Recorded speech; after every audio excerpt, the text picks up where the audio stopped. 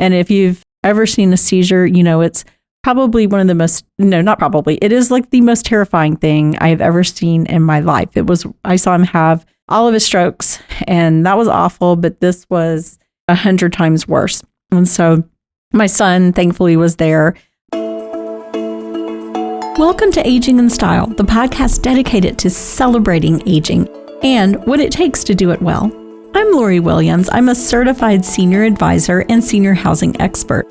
In each episode, you'll learn stories of older adults who are thriving in their 70s, 80s, 90s, and in some cases in their hundreds. Whether you're an older adult or the child of an older adult, this podcast is filled with insightful resources, organizations that are doing incredible work, and stories that will inspire you to volunteer, learn, and who knows, maybe even skydive in your golden years. Hello, welcome to Aging in Style. I am so glad you have tuned in today. And if you listen pretty regularly, I do talk about my personal life and what's going on because we've had in my family some challenges for the last year, a little bit over a year.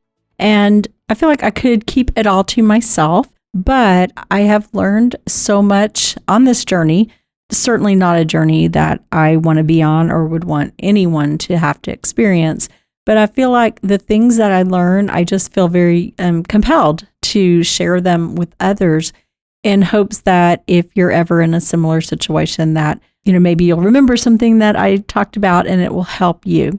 I've talked a lot about being an advocate for a loved one who is ill. If you haven't been listening, the story is that my husband, Mark, had a series of 4 strokes on Christmas 2022. And it left him with right-sided weakness, pretty severe aphasia. And so it's been definitely beyond a challenging time for our entire family. He has been a rock star, working so hard. He's been, I kind of lost count, but multiple hospitals, rehabs, lived in rehab for a while, and he's just been incredible. He has relearned to walk with a cane and just doing great. And I guess, I kind of felt like we're on this road to recovery. We're going to keep going in a forward motion, never really giving much thought to when someone has a chronic health issue, which once you've had strokes and have been in the health that he has been in, all the things that have happened to him, that, certain things, your body is going to react differently, if you get sick with something. And I just honestly did not give that a whole lot of thought. So what happened was January 3rd, he got sick in the night just with a bad stomach virus, which is going around. And within just like 5 hours, I was helping him up and he fell back into his recliner and had just an awful seizure. And if you've ever seen a seizure, it's probably one of the most, no, not probably, it is like the most terrifying thing I have ever seen in my life.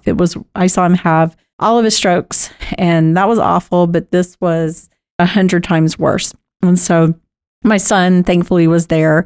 And again, if you listen, you know that my son lives with us. He's 27. Between he and I, we are the caregivers for my husband. We also have a caregiver who comes in 3 times a week and helps out as well. So we have kind of like this little team that's been working out great. And like I said, I kind of got into this, everything's great, I've got this figured out kind of mode. And, then life kind of threw another wrench or two into the mix. But anyhow, he has a seizure. And of course, it's obvious what's happening. I call 911, I scream for my son and take my husband to the emergency room. And, what had happened is, your body or his body is weakened due to the strokes that he's had and all that he's had to overcome. And this just stomach virus that he had, he dehydrated quickly. He started running a fever. When he got to the emergency room, he had a fever of 104.9. He was completely out of his head. It was just, the whole thing was just awful. But again, because he's already in a weakened condition, was in the hospital for several days and then had to go back to rehab. So it was a lovely rehab. It was a great experience with the rehab and everything. But it just made me realize, okay, I need to hop on here and share more of this story because the story doesn't just end, someone has a stroke, their recovery, and that's it. We're now in the chronic health issues. And it also made me think of people who have progressive health issues, such as Alzheimer's or Parkinson's and things like that. So I guess you have to be prepared for the roller coaster ride of it. And I personally was not prepared for that. And, maybe it's because I like to look at things on the positive. I just honestly did not think now I'm just trying to not be like super fearful of what could happen next. But I can tell you, if he ever starts throwing up again, he's going to the emergency room immediately. That was some scary stuff. But anyhow, so that's kind of the basis of what we're going to talk about today. If you've listened to the podcast or haven't, I made a note of 4 podcasts that I think are going to tie into everything I'm talking about today. So one was number 125 is being an advocate when a loved one is in the hospital. And I recorded this one last year after spending time in the hospital and the ICU and everything with my husband, and kind of like my observations and thoughts.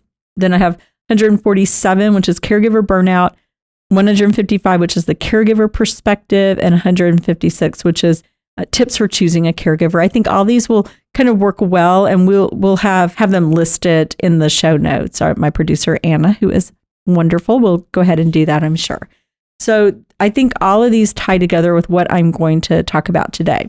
So when you have a loved one with a chronic health issue, like I mentioned, whether it's, a stroke or something else, or a progressive disease like dementia, Alzheimer's, Parkinson's, anything else, you are going to be on a roller coaster ride. It's not going to be, we're just going, up, up, up, everything's going great. We're going to have moments, we're going to hit these speed bumps, or, I like to think kind of like a loop-de-loop in the roller coaster, kind of throw us off base. And we, how are we going to react to that? And just kind of thinking about it, my reaction was a lot of anxiety. I felt very, very anxious about it. Like, what's going to happen now? Are we going to, because he's in this wonderful outpatient rehab. And I thought, oh my gosh, is he going to not be able to go back? Because then they're going to think he's not going to be able to do the program, which, that was all fear that was in my head. And I called them and they're like, oh my gosh, no, he's approved. He's coming back, and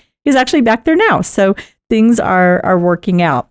And so I feel like we have to kind of like, it's hard in the moment to kind of like just settle ourselves down, or it was for me. And so I felt a lot of anxiety. I felt really frustrated because I'm like, come on, I'm tired of this. And I just want things to be better. And that's just not how these things work. It's not how the world works. Things are just not going to go back to the way they were. And then, I felt kind of sad about that. And then realized, okay, I need to kind of take some steps back from this and, rethink things. And the next thing I want to talk about is the hospitals. And I've talked about this before, and being an advocate, and the hospital he was in was fantastic. This was a different one than he was in last year. They did a great job. And so I don't intend to throw anyone under the bus, but I just want to be realistic here and say that nobody reads notes. And they all come in your room and they type on this computer, and then nobody reads it. And the reason I say that is my husband has a right-sided deficit, and the nurse would come in, or the doctor, or the therapist. They would come in and they would just like, oh, now stand up and do this. And I'm like, he can't on his own. And he's so weak from all of this. And I'm like, he had a stroke last year. Then it was like constantly having to explain. I would hear them say, oh, he's just had a stroke. No, he didn't just have a stroke. He had a seizure. And I felt like if I was not there, because he also has aphasia, he could not explain this to them. And, I even wrote it on the board and everything. And it's just like, and I understand that people are busy and they have people maybe in the hospital 2-3 days or longer, and then they're out, and then there's a new person, and they have different shifts. And so things are constantly changing. But I don't know what the answer is for them, but I'm just telling you, as an advocate, you need to be there and you need to be listening to what they're talking about.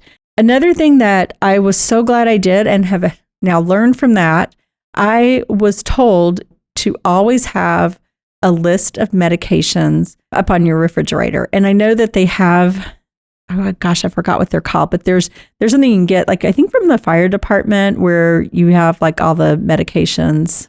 Shoot, I forgot what it's called. Anyhow, maybe it'll come to me and I'll remember and let you know. But anyhow, so I just typed up in Word, I typed up all the medications he takes, and when he takes them, morning, afternoon, evening. At the top, I had his full name, his birthday, and I think that was it. And then attached to it all, I have his driver's license and his insurance card. So everything's up there. But what I didn't have on there and realized at the hospital I need to put on there, because I had been up all night with him, and then the seizure really threw me for a loop, and I could not think. They were asking me, what is he allergic to? And I knew there was an antibiotic, and I could not think of it for anything. And so I said amoxicillin, and he's not allergic to that. He's allergic to Augmentin. And he's not even allergic. He just has like a stomach issue from it. And so that ended up haunting me his whole hospital stay. And you know what? I think that's in his records now that he's allergic to amoxicillin, and this is all my fault. Anyhow, the other things so now I've recreated the document. I have added what his allergies are, and I've also added my hospital of choice, because last year when he had his stroke, I took him to the closest hospital, and they did not deal with strokes. And so this time, when the paramedics asked me, which hospital do you want him to go to? I told him which one, because I knew this was the one that dealt with strokes, and that they also had an acute rehab that dealt with strokes, which I'm so thankful that's where he went. They did a fabulous job with him. So I've added that onto my list too. So this is just something I share, that if you have a family member with chronic illnesses or with a progressive disease, make sure you are organized. Oh, I just remembered, Vial of Life. That's what it's called. And I think it's like the fire department does that too, where you have like all your information about your medication and everything. So that's what I was trying to remember earlier. But you don't even need that. You just need to have all the information that I just mentioned. So name, birth date, primary care physician, I have that on there too. Allergies, hospital you would want to go to, all the medications, and that so far I'm finding that's what I need. But if this is kind of like a living document, so if I realize later on we need to add something else, I will let y'all know and share that with you. But that just made it so easy, because when the paramedic came in, all the paramedics, but one came to me and he said, what medications is he taking? I'm like, come with me into the kitchen. I handed it to him, and I think he just took a picture of it. So he had everything. And then I took that with me to the hospital, to the emergency room, and just handed it to them, so they knew everything he had. And also through the night, I had been taking his blood pressure, so I had that too. So those are just kind of, some thoughts on being very organized and ready in case the worst happens. So again, with hospitals, like I said, it just doesn't seem like anyone reads, and I'm not, again, throwing them under the bus, but it's just, as the advocate to your loved one, just be aware of that and just be paying attention. And, stand up for them, speak for them, especially if they're unable to speak, as my husband is unable to speak. You just need to be there for them. Other thoughts I had is, just be flexible in your life when you are the caregiver for someone who, has these kind of health issues, because I had a trip planned since July. My brother was being named Mardi Gras King for his crew. So it's a big deal. If you don't know about Mardi Gras, it's kind of a big deal. I mean, it's not even kind of, it is a big deal. And so I was super excited. It's a whole top secret thing, but my brother told me in advance, because he knew it would take some planning for me to come. And so I had my plane ticket booked. I had my dress, and, it was giving me some anxiety, because I'm like, I don't know if I was going to be able to go. And of course, it comes to be that my husband's going to be discharged from rehab on Saturday, and I'm to fly out for this Mardi Gras ball on Friday. And so, I honestly didn't know if it was going to work out. And my son, who's 27, my daughter just turned 21, they both were like, Mom, you know what? We've got this. We can bring Dad home. We've been caring for him for a year. We also have the caregiver. We got it. You go. And, I was nervous about it, but I mean, they're adults and like, they've been caring for him for a while. So I'm like, okay, I'm going to do it. I'm going to go. Although I will say I did not believe I was actually going until I was sitting on the plane and we were rolling down the runway. And that's when I believed it. And it was good. I'm so glad I went and I got away, and the kids did a fantastic job. They brought him home. They got him all situated, and he was so happy to be home again with his Sadie, our golden retriever. So everything was good. But, you just have to be flexible, because like I said, I didn't know if I was going to go, but you still need to live your life. I mean, I didn't want to just say, okay, just cancel my plans because there's no way this can work out. And it was something I've looked forward to for a long time. It meant a lot because I'm very, very close to my brother. He's like my best friend. And so I didn't want to let him down. I didn't want to my whole family was going to be there. And I was just, really, truly looking forward to it, and brought a friend of mine with me. And so it was great. We had a great time. So I'm glad it all worked out. Next thing on this, though, my next topic or my next subject here is that I wanted to say, ignore people who judge you. Because when I said, a few people were several people were asking me, when is Mark coming home? How are things going? Are you really going on this trip? And the people who knew, and I said, yeah. And, most people were very supportive. Actually, everyone was very supportive. But I had one person say to me, I can't believe you're going. You're going to do that. That's a lot of responsibility to put on your kids. And that was a tough one.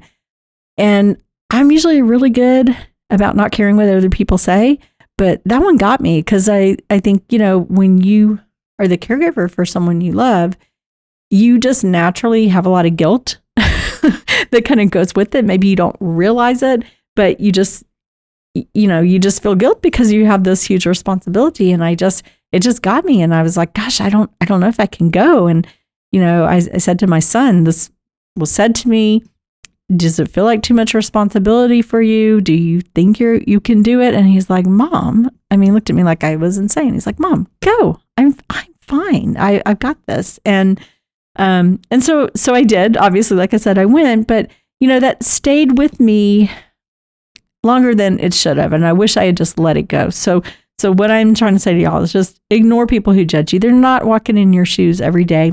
They don't know everything about your life. And, people know a lot about my life because I put it on Facebook. I put a lot of information out there about what's going on because we have a lot of people praying for my husband. And to me, that's really important to keep everyone up to date and keep the prayers coming. And it's also a lot easier than answering the same question, how's Mark, 100 times. So it's easier just to put it out there and answer all at one time. And then, like I said, I share all this on the podcast because I want to help other people. I'm learning all this stuff as I go along, and not easy things at all, but I want this to be a positive in some way. And if I can, use my experience to educate and help someone else, or help someone maybe not even feel bad or feel alone. Like, if you're having these guilty feelings and someone is kind of shaming you too, that you don't feel that way. I'm not going to say don't feel that way, but it's normal to feel that way, but we still have to live our lives and we can't worry about what other people are thinking about us. And then kind of the last thing I want to mention is anytime you're caring for someone, you're the caregiver of someone, like I said, with a chronic health issue or with a progressive disease, it's so important to stay positive. It's really, really easy to fall into that victim mentality. I found myself kind of falling into it this time because, I was really super excited about 2024 because 2023 was not good. So 2024, I shouldn't say there was good things that happened in 2023, but it was the whole year was my husband and rehabs and the stroke and just our lives completely changed, not what they used to be. So 2024, I felt like I got a grip on things. I've got really exciting things planned for my business. And, there's great things coming. And I had this trip planned and I'm just like, everything's gonna be so great. And so, of course, January 3rd, this happens with my husband. January 4th, I'm driving to pick up my daughter to go to the hospital to see my husband. I had just left, went home, showered, and then was going to get her.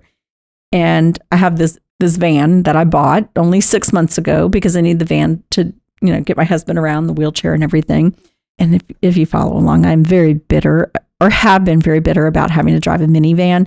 It's a big white minivan. I call her Large Marge, but now I feel bad. So, but anyhow, I'm driving along and this guy pulls out of nowhere and hits me.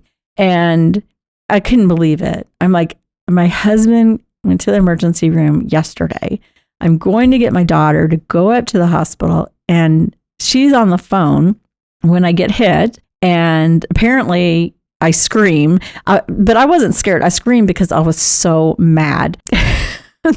And then I hung up on my daughter, which probably that's really not the best thing to do to your kid, because she doesn't know what has happened. She hears the bang that it made, and then she hears me scream, and then I hang up on her. So she's, I don't know this till afterwards, but she's calling my son and she's freaking out. Oh my God, I just heard mom get in a wreck. And then she was gone and she's freaking out. And my poor kids, they've got one parent in the hospital. Their mom just gets in a wreck. I mean, gosh, I just can't even believe it still.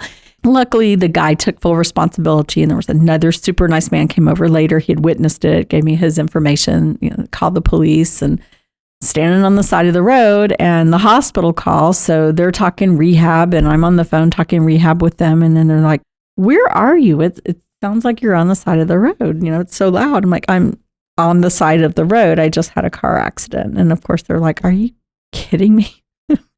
Anyhow, long story short, my car gets towed away. I won't even know. This has been, I don't know, 2 weeks, 3 weeks, whatever it's been now. And I won't know till tomorrow if it's totaled or what. You would not believe how much damage was done to it. It's just ridiculous.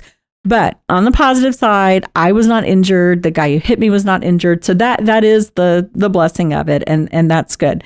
But that happened and it put me like into this feeling like I was cursed. And I said that a few times. And then I'm like, you know what? I need to get a grip and stop saying that because you don't want to put something, and maybe y'all aren't like this, but I feel like if you put something negative out there, then it sort of like brings more negative into you. And so I'm like, oh my gosh, I've got to snap out of this. And I even thought about if I couldn't get myself out of it, I was going to put like a rubber band on my wrist. You know how people stop smoking or, different things and they just snap it. I was going to do that to kind of like change my thought pattern, but somehow I finally, snapped myself out of it without having to resort to a rubber band on my wrist. But I tell you that story because I think it's really easy to start getting into this whole victim mentality and feeling like only bad things are happening to me or I'm just cursed. And, crappy things happen to all of us. And I mean, it stinks to have one like catastrophic event after another. And then of course, it's just been like a month of such stress for me because then of course here in Dallas, we have this ice storm and my pool is now frozen up and I'm trying to make sure my pool equipment's not going to explode like some guys did. And anyhow, all that doesn't matter. But what I'm saying is we can get into these cycles and just crappy things are going to happen. And sometimes they all clump up and they happen at one time, but we can't get into the mode where everything is bad. We have to snap ourselves out of it because at the end of the day, we're still the caregiver for the person that we love and they are counting on us and we can't go down this rabbit hole of darkness into catastrophic thinking that everything bad is happening. And I think again, kind of brings me back to like caregiver burnout and, some of the other podcasts that I mentioned earlier that I think it's good to go and listen to them because I think it's very important. And I'm so glad I got to go on this trip because I came back feeling very refreshed and that kind of back in a better mindset and Mark is home now and we're getting back into our normal routine.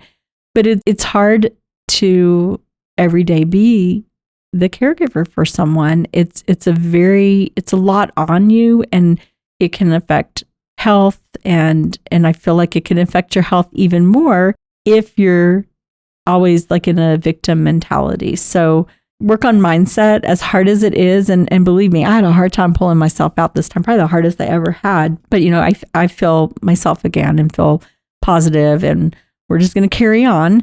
I do know now, though, that we are on a roller coaster, and it's not always going to be smooth sailing. But of course, what in life is ever truly smooth sailing all the time? But that's just was kind of on my mind, and just another piece of this journey that we're on that I felt needed to be shared. Thanks for listening, and please go back and listen to the 4 that I mentioned earlier. And like I said, they will be in the show notes, so you can find them there too. And if you're a caregiver or have someone who is in the hospital and you're their advocate, please go and listen to these. And I hope that they will help you. And if you have any comments or thoughts or anything, just reach out to me, and please share the podcast with your friends and family. It's all about getting the word out and educating, and just knowing, especially for caregivers, y'all are not alone out there. There's a lot of us, and we're all experiencing a lot of the same things and having the same feelings, but just know that we see you. I see you. All right. We'll talk to you next week. Bye-bye.